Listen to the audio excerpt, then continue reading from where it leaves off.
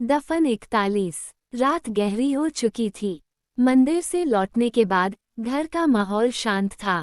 बच्चे अपने कमरों में थे और जॉन चर्च के लिए निकल चुका था। अनिकेत और पलक अपने कमरे में अकेले थे। हल्की रोशनी में अनिकेत ने पलक की ओर देखा। वो खिड़की के पास खड़ी थी, बाहर अंधेरे को ताकते हुए, लेकिन उसके चेहरे पर एक सुकून भरी मुस्कान थी। अनिकेत पलक के पास चलता हुआ आता हुआ कहता है, क्या सोच रही हो, पलक? पलक ने हल्की मुस्कान के साथ उसकी ओर देखते हुए कहा, कुछ नहीं, बस आज का दिन कितना अच्छा था ना। अनिकेत उसके करीब आकर उसकी कमर में बाहें डालते हुए कहता है, दिन तो अच्छा था लेकिन रात इससे भी ज्यादा अच्छी हो सकती है। ये सुनते पलक के गाल हल्के गुलाबी पड़ जाते हैं। वह शर्माते हुए उसकी छाती पर हाथ रखकर उसे हल्का सा पीछे धकेलती कह उठी, प्रोफेसर साहब, आप भी न। अनिकेत मुस्कराता उसकी थोड़ी को हल्के से ऊपर उठाकर उसे अपनी आंखों में देखने पर मजबूर करता हुआ कहता है, पता है जब तुम यूं शर्मा जाती हो तो लगता है जैसे फिर से तुमसे पहली बार प्यार हो गया हो। पलक उसकी बातों से और भी ज्यादा शर्मा जाती है, लेकिन इस बार कुछ कहने के बजाय धीरे से उसकी बाहों में समा जाती है। अनिकेत भी पलक को प्यार से समेटता उसकी सांसों की गर्मी महसूस करता है। कमरे में हल्की हवा बह रही थी, पर्दे धीरे धीरे सरसराने लगे। अनिकेत ने पलक को और भी करीब खींच लिया। दोनों के बीच कोई शब्द नहीं थे, बस एक एहसास था, एक अपनापन, एक सुकून। ये प्यार का वह अनमोल लम्हा था जहां किसी और चीज की जरूरत नहीं थी। अनिकेत उसके गालों को हल्के से छूता है और पलक आंखें बंद कर लेती है। पलक धीमी आवाज में धीरे से फुसफुसाती है, मैं आपसे बहुत प्यार करती हूँ, अनिकेत। अनिकेत भी भरपूर मुस्कराकर कह उठता है, और मैं तुमसे भी ज्यादा, पलक। कमरा प्रेम की नर्म गर्माहट में डूब जाता है और रात अपनी चुप्पी में उनकी इस बातचीत से ज्यादा गहरी कहानियां बुनने लगती है। अनिकेत और पलक की बाहों में सिमटी हुई रात प्रेम से महकी हुई थी। हल्की रोशनी, धीमी हवा और दिलों की धड़कनों की आवाज के अलावा कुछ भी नहीं था। लेकिन जैसे ही पलक हल्का सा खिसक कर लेटी, उसकी आंखों में एक अलग सी चमक थी। अनिकेत उसे गौर से देखता हुआ पूछ उठा, क्या हुआ? अचानक इतनी गहरी सोच में क्यों चली गई? पलक हल्की मुस्कान के साथ अनिकेत की ओर मुड़ती है, उसकी उंगलियां अनिकेत की हथेली में उलझ जाती हैं। परी और अपरा कितनी जल्दी बड़ी हो रही हैं, न? अनिकेत भी उसकी बात पर मुस्कराता उसके सिर को अपनी छाती से लगाकर कहता है, हाँ, अभी तक मुझे याद है जब पहली बार परी को गोद में लिया था, वह नन्ही सी परी मुझसे लिपट गई थी। और अब छोटी छोटी शरारतें करके सबको परेशान करती है और फिर अपने वही मासूम बड़े बड़े आंखों से देखती है जैसे कोई गलती ही ना की हो। और अपरा, वो तो बस अपनी बात कहकर पलक हंस पड़ती है। अनिकेत हंसते हुए सिर हिलाता है।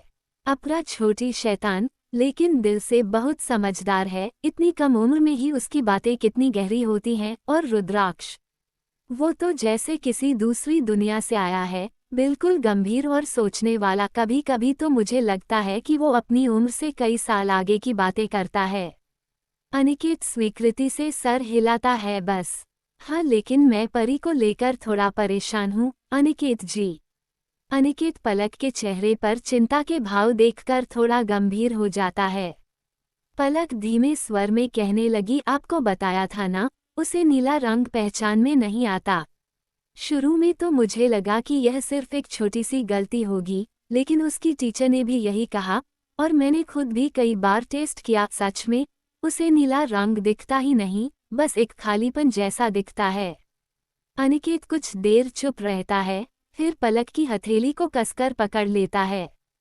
पलक, अगर ऐसा है भी तो चिंता मत करो, शायद समय के साथ सब ठीक हो जाए। और अगर ना भी हुआ तो क्या हुआ? परी भी हमारी जान है, वह जैसी है वैसी ही सबसे अनमोल है। पलक मुस्कुराती है, लेकिन उसकी आंखों में हल्की नमी झलक जाती है।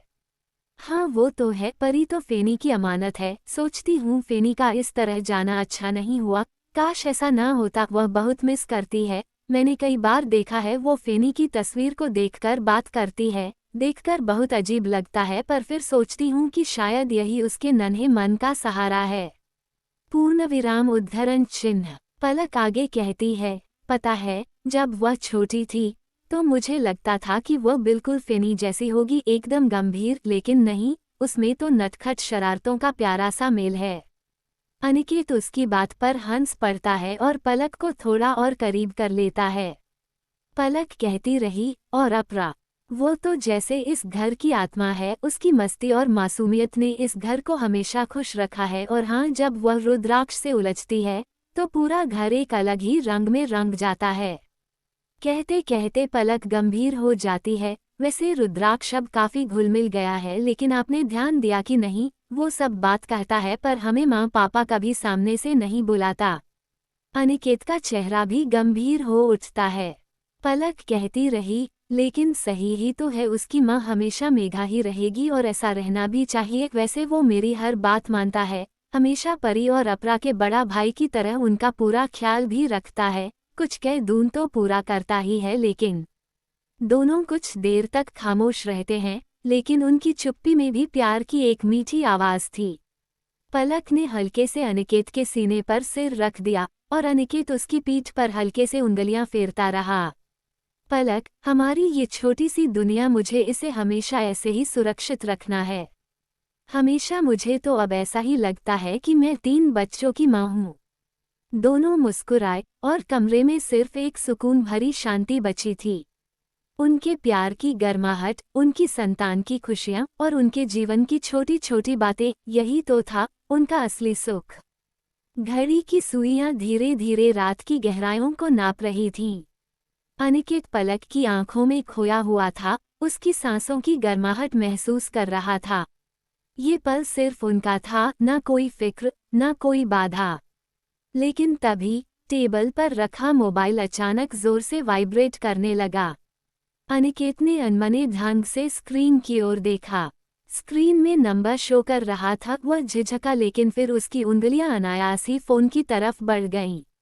अभी नहीं, अक्सर कोई फोन आता है और आप मुझसे दूर हो जाते हैं। पलक ने धीरे से उसकी कलाई पकड़ ली, उसकी आंखों में हल्की शिकायत थी।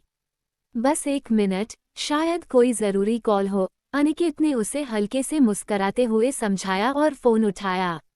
हेलो, दूसरी तरफ से उखड़ी हुई, घबराई, टूटी बिखरी आवाज आई। अनिकेत, बचाओ जॉन, मैं। अनिकेत चौंक उठा, उसकी रीढ़ में एक ठंडी लहर दौड़ गई। यह आवाज जॉन की थी, लेकिन उसकी यह हालत क्यों थी? जॉन, क्या हुआ? कहाँ हो तुम? अनिकेत घबराकर उठ खड़ा हुआ। दूसरी तरफ से सिर्फ तेज सांसों की आवाज आई, फिर हल्की हिचकियां और उसके बाद एक असामान्य चुप्पी। जॉन, बोलो कुछ, क्या हुआ? पलक भी अब परेशान हो गई थी। उसने अनिकेत के चेहरे पर पसरे तनाव को सवालिया नजरों से उसकी ओर देखा। कहानी आगे जारी रहेगी। कहानी पसंद आने पर लाइक करे, सब्सक्राइब करे और अपने मित्रों से साझा करना न भूले। धन्यवाद।